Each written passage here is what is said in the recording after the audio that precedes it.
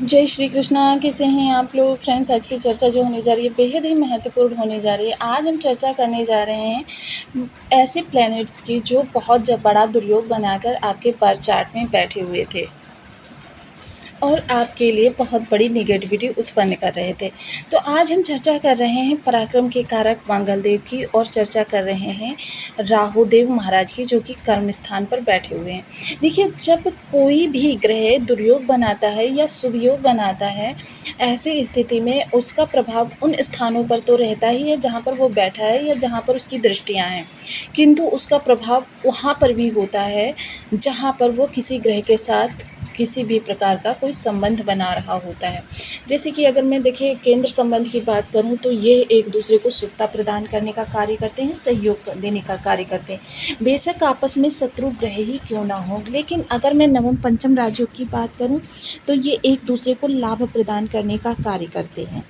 तो ये दोनों ही स्थितियां जो बनती हैं ये ग्रह को एक दूसरे के प्रति लाभ देने के लिए बाध्य करती हैं। किंतु एक षडाष्टक योग ऐसा योग होता है जो कि दुर्योग की श्रेणी में रखा जाता है। दो मित्र ग्रहों को भी एक दूसरे के साथ शत्रुवत व्यवहार करने के लिए बाध्य कर देता है।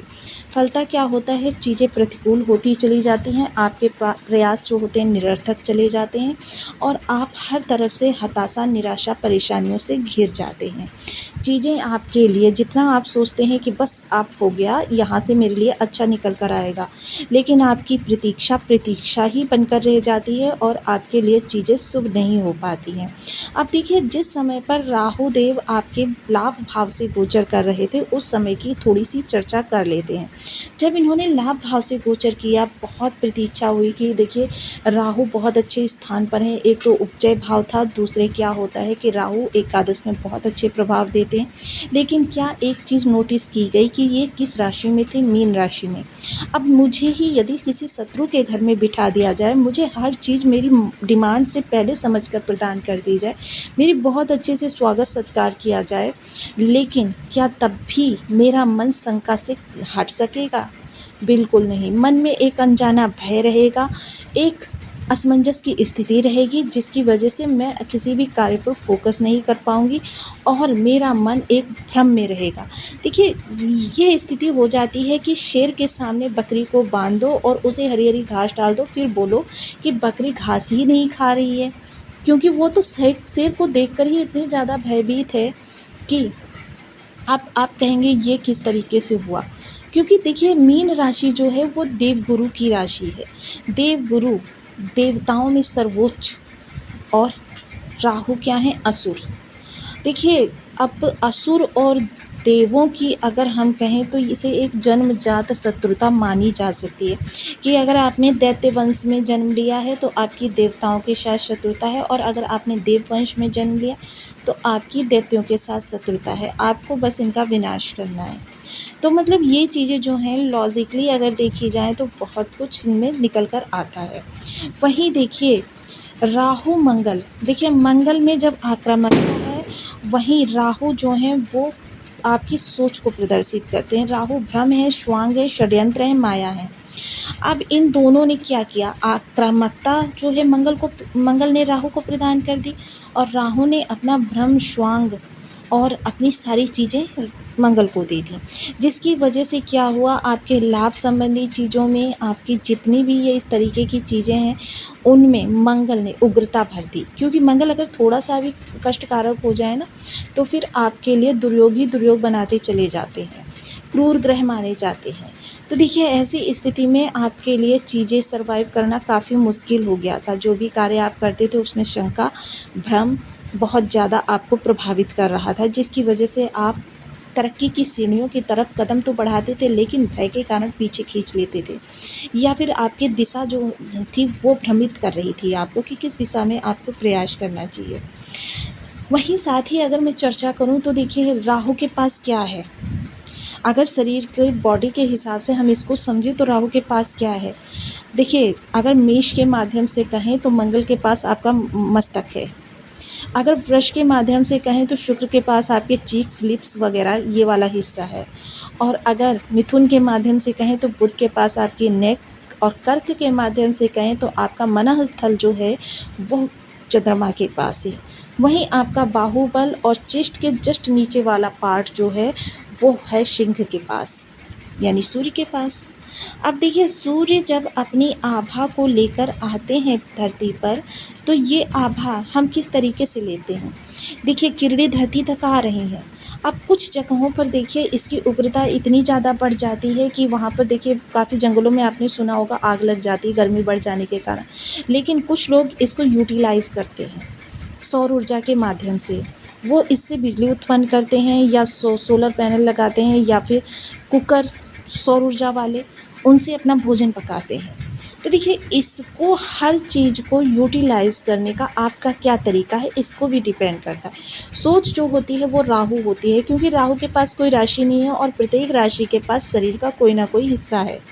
तो इस तरीके से हम देखते हैं कि सोच क्या है, आपका माइंड, और माइंड ही दिशा निर्देश देता है पूरी बॉडी को। जब पूरी बॉडी किसी भी प्रकार से कार्य करती है, आपको खाना खाना है, हाथ उठाना है, माइंड ही आपके हाथों को दिशा निर्देश प्रदान करेगा। तो ये सारी चीज़ें जो होती हैं अगर लॉजिक के साथ समझे तो बहुत बड़ी होती हैं।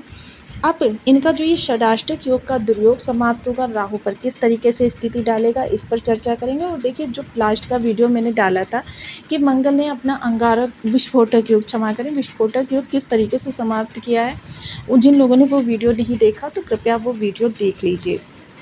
चर्चा को आगे बढ़ाते हैं। यदि आपके लग्न में 2 नंबर बना हुआ है तो ये राशिफल आपके लिए है। यदि कुंडली में कहीं भी चंद्रमा के साथ 2 नंबर बना हुआ है तो ये राशिफल आपके लिए। कुंडली ना होने की स्थिति में आप इसे नाम राशि से भी देख सकते हैं।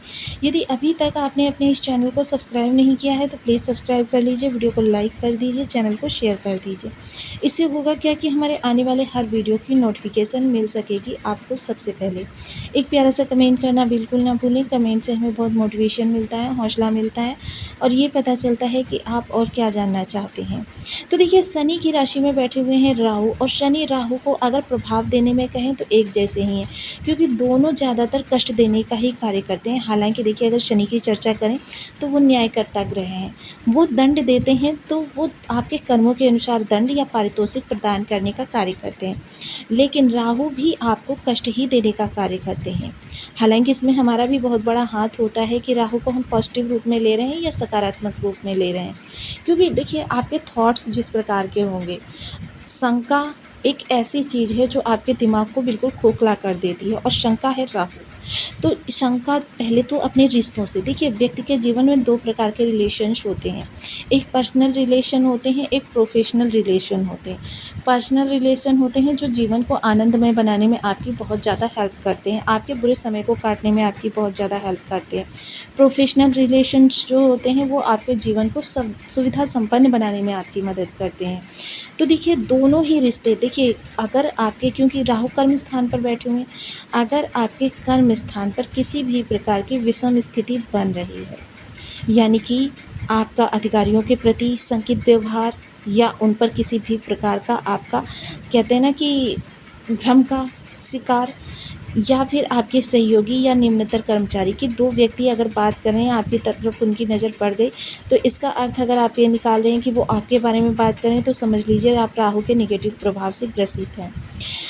या फिर आपको अधिकारी कार्य ज़्यादा दे देता है, आपको रात को रुकने के लिए बोल देता है, या फिर आपसे कहता है कि मतलब आप नेक्स्ट डे आकर ये वाला कार्य किया जाए, करके कर दीजिएगा, या फिर आपको ऑफिस में सबसे ज़्यादा कार्य दे दिया जाता है।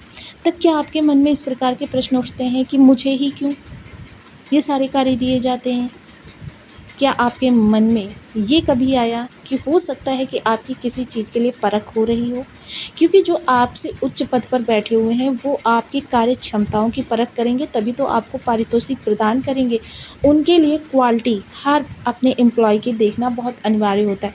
लेकिन अगर आपका ध्यान इन सकारात्मक चीज़ों पर गया तो फिर समझ लीजिए कि आपके लिए राहु अच्छा प्रभाव कर रहे हैं। लेकिन अगर आपका निगेटिविटी पर ध्यान गया तो फिर समझ लीजिए राहु आपके लिए निगेटिव हो जाएंगे। देखिए, ये थॉट्स ही होते हैं जो आपके राहु को आपके लिए अच्छा या बुरा प्रभाव देने के लिए बाध्य करते हैं। राहु जिद है, राहु जुनून है। राहु जिद के कारण, देखिए राहु को अगर समझा जाए तो राहु बहुत बड़ी जिद है।